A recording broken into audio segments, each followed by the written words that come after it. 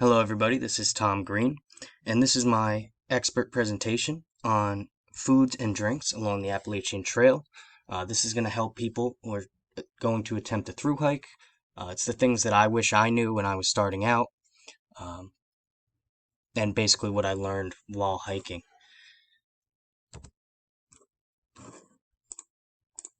So starting out, food and water on the trails.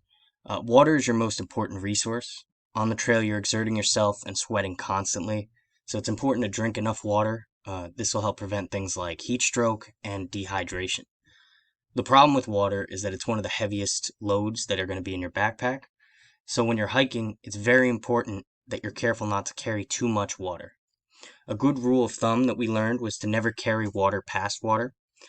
Using the Appalachian Trail guides and the Gut Hook app, it shows all water locations. So this way you can plan ahead. Uh, this water is going to be coming out of natural streams, brooks, springs, um, and then some man-made faucets. I've also seen hikers get creative. I've seen people drink out of campground hoses, park hoses. Um, the big thing to remember is that you do not want to be drinking stagnant water. Water that's not moving often has bacteria buildups and bugs in it, so it's not something that you really want to be putting in your body. While I'm hiking, I always try to carry about 2 liters of water for every 5 miles that I'm hiking. Uh, of course, this varies based on the weather. If you're in a hotter area on the trail or just on a hot day, you're going to need more water because you're going to be sweating more. Moving to water safety. There's many ways to treat your water. You can filter, boil, or chemically treat. It is very important that you never drink straight from the streams. There are people all over YouTube, Instagram, that are drinking out of streams. They say that it's fine. Believe me, you do not want to be the one that is in the bathroom or the privy for 3-4 days straight because you drank straight from the stream. So when it comes to filtering, you have a bunch of different options, but I've met people who actually filter, boil, and chemically treat. Some of the filters that I enjoy using, we started out with a pump filter, my brother and I. This is very time consuming. It does take a long time to get the water out, but you can drink it right away. What we ended up moving to was a Sawyer squeeze. The Sawyer squeezes, the bags get filled with water, and then you can squeeze it, as the name implies, straight out into another container or drink it straight from the filter. And those filters actually fit right on top of smart water bottles. So a lot of hikers opt to use the liter smart bottle with the Sawyer squeeze on top. Finally, chemically treating your water is your safest bet. Just carry some chlorine tablets or iodine tablets. You won't need it for all water sources, but there are some questionable ones, and you're going to be glad that you have it when you come to that sketchy pond. Cooking equipment. Don't try to be smart or fancy with your cooking equipment. My brother and I, when we first started, we attempted to use this special stove that ran on heat, which is basically antifreeze. It only weighed a few ounces, but after failing miserably on a windy day, we quickly switched to what you see on the screen here. That's our jet boil, and a propane tank that goes on that. These can fit right inside your pot.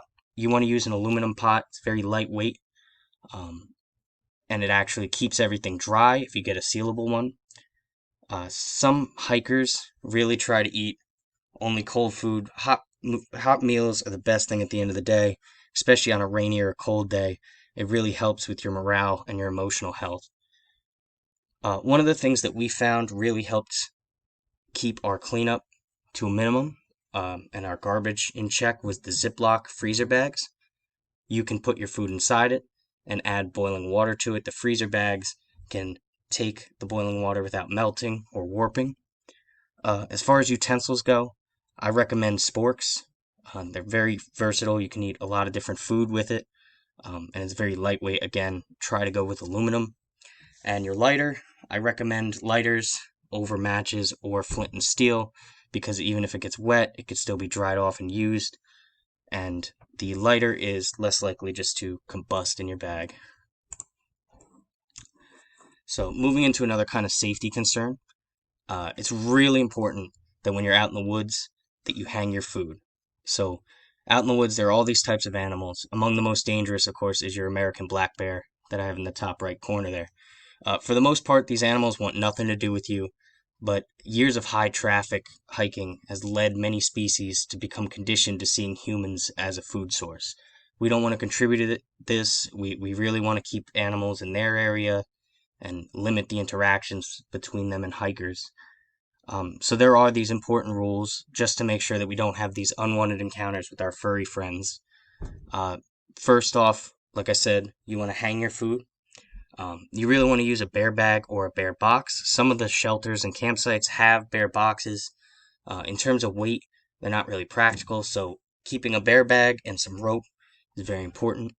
Whatever you pack in, pack out. This is going to be in terms of garbage, wrappers, or any food that you don't finish. Don't burn it. Just throw it in a bag. You're going to find a trash can eventually. It's going to suck, but you got to carry in what you carry out what you carry in. And finally, Boy Scout rule, leave no trace. You really don't want to be ruining the woods for the next person. You're a visitor. Treat the woods. It's really the animals' home. Treat it with respect, and make sure that future generations can enjoy it. So here we have our bear bag rules when you're hanging your food. You want to keep your bear bag 200 feet downwind from where you're going to be sleeping. And you want to make sure that you have it at least 12 feet up in a tree. It should be 5 to 6 feet below the branch that you're hanging on, and at least 6 feet from the tree itself there.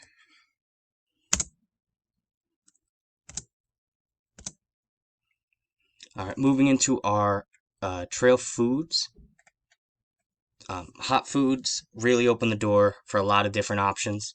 The most popular items among hikers include Mountain House dehydrated meals. Simply just add your boiling water and you have a nice hot dinner. Some other big items are peanut butter, very high in fat and protein. Ramen noodles, they're a good emergency food, very lightweight. I've met a lot of hikers that use tortilla wraps.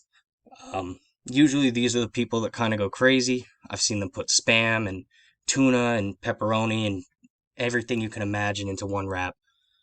I stayed pretty focused in on my ramen and Mountain House meals.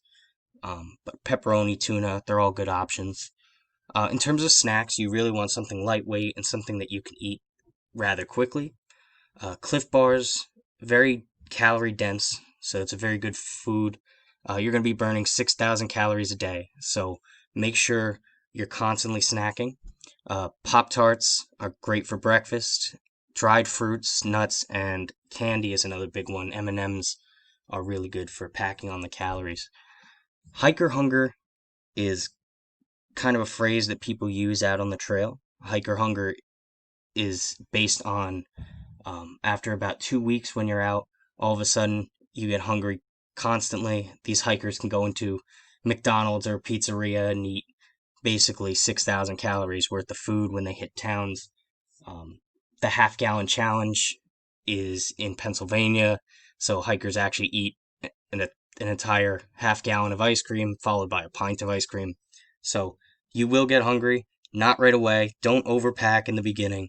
Kind of feel out how much food you want, how much food you need, and always pack for an extra day, just in case something happens weather-wise or you have an injury and you need to stay in the woods. It's always better to have a little bit extra food than not enough. All right, moving into some of the other tricks that you can use. One of the newer methods that a lot of hikers are using is they're actually pouring olive oil onto their food. This just packs extra calories on there, and it really helps with the weight loss. A lot of hikers lose 10, 15, 20 pounds within their first month of hiking, so this can really prevent that weight from just flying off your body. Beef jerky and Slim Jims. Beef jerky is the more expensive option here. It's great for packing on salts and your protein, but it is definitely on the expensive side, so you should consider that in your overall budget. Propel mix. This is like a Gatorade base. Um, Very important. You're going to be sweating constantly, and electrolytes are hard to come by. So this is a great way to make sure that you keep your electrolytes up, and it is lightweight and can be mixed with water. Fresh foods. Every time you kind of go through a town, you really want to pick up something like a treat. I used to pick up burgers or something. You can cook that over a campfire, or something more simple like hot dogs. It's just a break from the constant camping food, and it really does help with your mental health. Finally, stay away from alcohol. Just like water, alcohol is very heavy to carry, but it dehydrates you, and it can be very dangerous if you're not replenishing your fluids and your electrolytes. Finally, alcohol distorts your coordination. So when you're in the woods, it's very important to maintain a clear mind so that you can avoid injury and stay safe. So just a review. Never carry water past water. Like we said, water is a very heavy. You want to make sure that you're planning out your day uh, to make sure you're conserving energy and maximizing your efficiency. Water needs change based on your weather. They also change based on the terrain. So keep an eye and really plan ahead to try to understand what you're going to be needing, and really listen to your body. Never drink straight from streams. There's nothing worse than being stuck in a bathroom because you made a mistake. So just take the extra time. It's definitely worth it. Jet boil and propane. Like, don't cut corners. It's very important that you have hot meals. Some people don't use it, but I highly recommend it. Hot meals are very important for your emotional health. Keep in mind that you're going to be burning 6,000 calories a day. That's hard to picture when we're kind of looking at our regular life. But when you're out on the trail, you are constantly exercising. So you are going to need a lot of food, or you're going to lose weight. Hang your food. You got to make sure you're hanging your food. This is for courtesy for the rangers, the wildlife, and for other hikers, but it's also for your safety. I've heard stories of campers actually finding bears in their tent. Um, you have bears constantly walking around in New Jersey. It's just important you keep yourself safe and you keep these bears safe. You really want to leave no trace. You're just borrowing the woods, you're kind of passing through. So make sure that the same thing is there for the next people that want to come and enjoy it. And finally, stay away from alcohol. It's very tempting when you hit towns to drink. You haven't had a drink in a while, you want to party. Uh, but this can really backfire. I mean, the amount of injuries that happen in the woods due to alcohol is insane. And you might even injure yourself and not realize that you hurt yourself, which can really ruin your trip. So stay sober, stay hydrated, and thank you for watching.